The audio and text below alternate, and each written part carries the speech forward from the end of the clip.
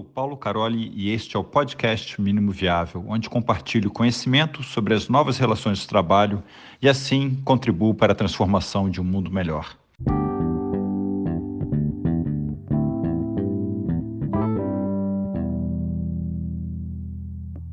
Já temos nossa primeira pergunta e eu gostaria de chamar aqui Borba, Fabiane e Edson. Nossa primeira pergunta é: como lidar com os problemas que surgem na área da agilidade? Tem exemplos de situações que aconteceram e como foram resolvidas. É com vocês, pessoal. Tchau, tchau. Joia, obrigada, Duda. Obrigada aí, pessoal. Quando a gente fala em problemas, em desafio, pessoal, eu gosto muito da gente trazer para o nosso dia a dia a lógica do MVP, do Produto Mínimo Viável. Então, para aquele problema que se apresenta para nós, a gente olhar ele com curiosidade e buscar extrair a versão mínima viável que a gente consegue lidar com o nosso conhecimento, com as nossas habilidades e as nossas atitudes. É aquela lógica de o problema está grande ali se apresentando para nós, qual é a versão mínima viável, de que forma eu consigo quebrar esse problema em partes e trabalhar com ele em time, para aos poucos a gente ir evoluindo, resolvendo ou aprendendo a lidar com esse problema que se apresenta. Um dos desafios que a gente viveu na pandemia foi a questão da gente se adaptar àquele contexto ali, onde a gente lidou com questões de saúde, questões econômicas, questões diante de uma nova organização de trabalho, tendo o remoto ali como uma realidade potencializada no nosso dia a dia. Agora, a gente também está vivendo um novo desafio, que é o desafio de um novo modelo de trabalho, que nos traz aí discussões sobre se vai ser híbrido, se vai ser presencial, qual é o modelo ideal e como que a gente consegue compatibilizar diferentes perfis, né, de profissionais ali e de condutas para um objetivo em comum. Então, isso nos leva a potencializar o diálogo, a transparência, a emergir mais valores também da agilidade, como coragem também, para que a gente seja transparente, né? Deixe mais claro esses problemas que vão emergir e a gente consiga dialogar e extrair dali potencialidades, capacidades. Uma das situações, por exemplo, que eu estou vivendo atualmente no meu trabalho é essa questão do híbrido, né?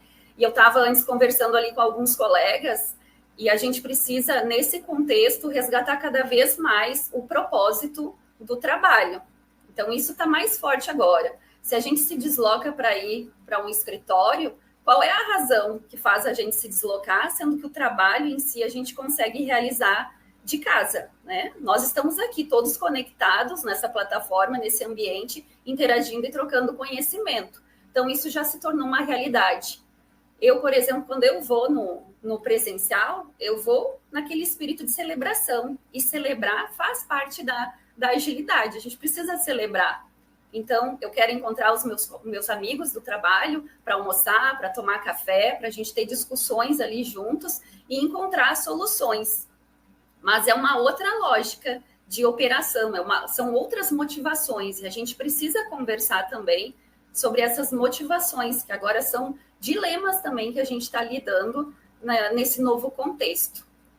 Então, eu quero ouvir os colegas aí também, né, o Borba, o Edson, né, trazendo aí também as suas visões e percepções nesses contextos, né, que a gente está vivenciando.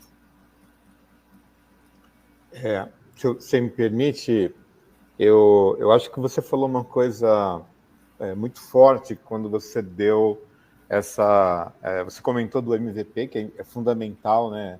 Essa experimentação, né? Eu acho que esse é uma forma, sem dúvida, de a gente resolver não só os problemas da área da agilidade, mas de qualquer problema deveria ser dessa forma, né? E isso tem muito a ver com método Lean, método ágil, não é? Que é você fazer alguma coisa e ver se aquilo teve resultado, não é? E é disso até que a gente é cobrado cada vez mais, né? Mais fortemente hoje em dia. Legal, você fez isso, deixa eu ver o resultado. E aí vem uma coisa interessante, né? Você tem empresas aí que estão há 5 anos em transformação E assim, e isso começa, tá, cara, e quando é que sai o resultado? Porque a conta já chegou. Então, talvez nesse ponto, né, aí vem uma questão de uma falha que, em algum momento, muita gente, e eu me incluo nesse, né, acho que todo mundo pode se incluir um pouco, em algum momento nós ficamos bastante acomodados na posição de agilista, né, que consultor, fazendo coach e tal, nos acomodamos e esquecemos, em boa parte, de trabalhar com o resultado, que é isso que tem sido cobrado. Aonde eu tenho trabalhado, a gente é muito raro, inclusive, vou comentar, vocês podem ter visto alguma coisa assim, mas para mim é muito raro ver um lugar que ficou mais que, sei lá, 3, 6 meses numa linha de processo de agilidade. E lá eles estão há 3 anos, né? Eu estou lá há 2 anos, e eles estão há 3 anos no processo, e eu mesmo processo. E aí tem essa cobrança de, cara, o que a agilidade está fazendo aqui? E cada vez mais nós lá nos conectamos com o resultado. E assim, óbvio que continua a cobrança, né? Todo dia você vai, e em qualquer área, né, pessoal? Qualquer área, cada dia é um leão diferente, né? Mas você consegue, na medida que você consegue se conectar com o resultado, você mostra o seu valor, a sua área de agilidade, ela permanece. Melhor ainda se não for uma área de agilidade, mas a agilidade fazer parte desse fluxo de valor, né? Porque é um outro ponto também, né? A gente talvez em algum momento, em alguns casos, a gente tenha criado silos de agilidade, né? E é uma coisa que a gente fala que está errado, mas a gente vai lá e cria. Então tem alguns vícios, talvez, que a gente criou, que nós nos colocamos numa armadilha. A questão de criar silos, a questão de resistir a mudanças. E um outro ponto aqui, eu acho que está sendo crucial, que é a gente nos colocar numa situação de uma atividade que não gera valor ou é um valor discutível. E se a gente seguir o que a gente acredita, que é o Lean, a gente diria, então, que essa atividade é dispensável, deveria ser eliminada. Então, acho que os desafios da agilidade que estão surgindo e surgem sempre, o questionamento, não é, do valor que gera. E a solução que a gente consegue encontrar, e cada dia uma solução, né, de novo, que é o meu chefe, né, meu gestor, ele fala uma coisa muito interessante, é o Werner, né, que ele fala o seguinte, né, a gente tem que ser meio mágico, todo dia a gente tem que inventar uma coisa nova, tem que criar uma coisa nova, né, porque a gente tem que ser devemos ser os inovadores, né? Então, esse é o desafio, pessoal, a gente tem que conectar com o valor, tem que lutar com o resultado, e de uma forma que a gente entregue junto, sabe? Acho que a coisa do facilitador deixa a gente um pouco distante da entrega de valor. E aí é esse papel que eu acho que hoje está sob júdice. Mas na medida que você, de fato, gera valor, aí sim você tem um papel garantido. E esse trabalho de agilidade dos negócios, os conceitos de linha, eles sempre vão ser necessários. E é óbvio que quando a gente tem um risco, como uma situação complicada que o mundo está passando, as organizações, elas vão reagir querendo voltar para a situação que elas estão confortáveis. E aí vem o nosso trabalho de ajudar a deixar, né, o norte claro, que se você parar, você vai ser ultrapassado, né? Eu acho que o ponto, acho que do desafio que a gente tem é esse, nos conectarmos ao valor, nos comprometermos com o valor. Isso, e evitando desperdício, né? Como você falou, né? Nessa visão Lean, né? Evitar desperdício também. E não ser o desperdício, né? Não ser um desperdício, Assim, eu vou até tentar complementar um pouco, né? Ajudar depois de tantas coisas que vocês trouxeram aqui. Uma coisa que o Ale trouxe até na apresentação dele, eu acho que é importante falar para como lidar com esses problemas, né? Que surgem na agilidade, mas não só na agilidade, que surgem na empresa como um todo, que é uma coisa que está lá no início do manifesto ágil e que normalmente ele é negligenciado, a gente não se atenta muito a ele, que no início do manifesto ágil tem uma frase que diz o seguinte: Estamos descobrindo maneiras melhores de desenvolver software, fazendo nós mesmos e ajudando outros a fazerem o mesmo. Através desse trabalho, passamos a valorizar, e aí vem aqueles, o que a gente conhece mais, né, que é como valorizando mais os itens à esquerda do que os à direita e tudo mais. Nessa frase inicial, ela mostra que ali naquele momento eram referências do mundo já do desenvolvimento da gestão de produtos, do desenvolvimento de software, no caso, e eles já deixaram ali um ponto que estamos aprendendo a fazer e ajudando outras pessoas a aprenderem, a melhorarem a forma de fazer. E acho que uma coisa que a gente tem que assumir também e entender é que a gente também está aprendendo, está evoluindo. A agilidade, ela surgiu nessa situação. E aí eu conecto com outro ponto isso, já que a gente sabe que a gente está evoluindo, está aprendendo, a gente conecta com 3 valores, né, com três pilares, na verdade, da agilidade, que são transparência, inspeção e adaptação.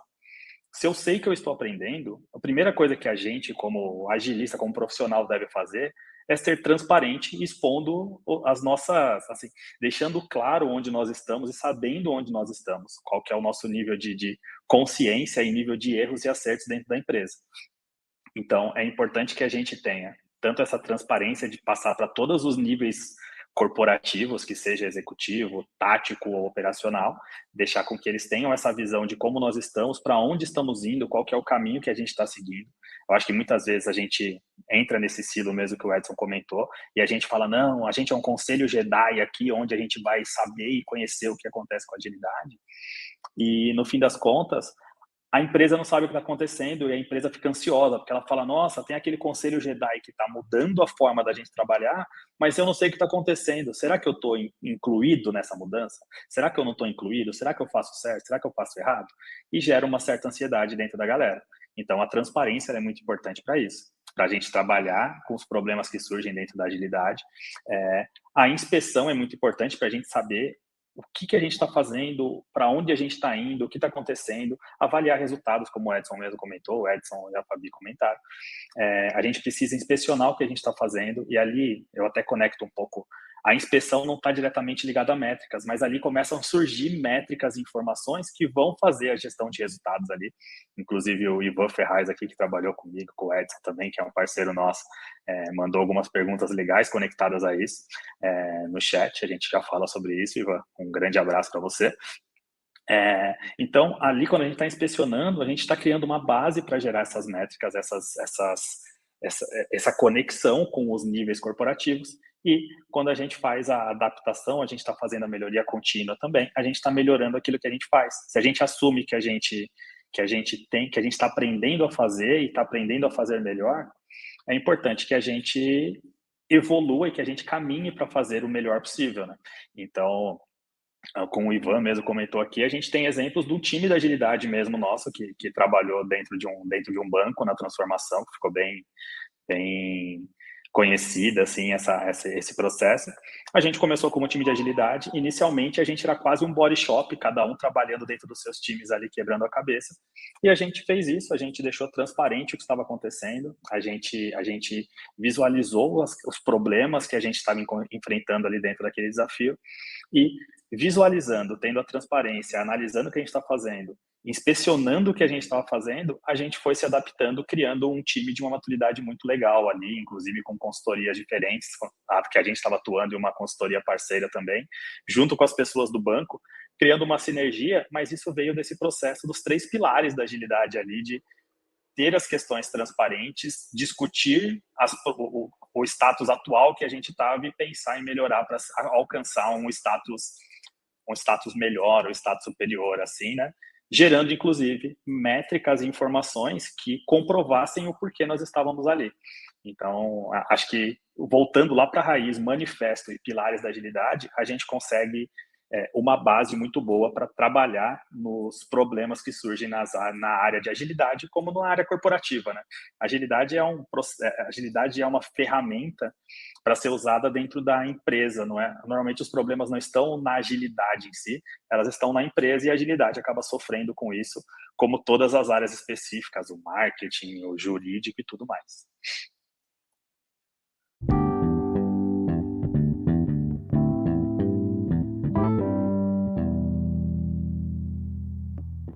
aqui o episódio de hoje. Espero que tenha gostado.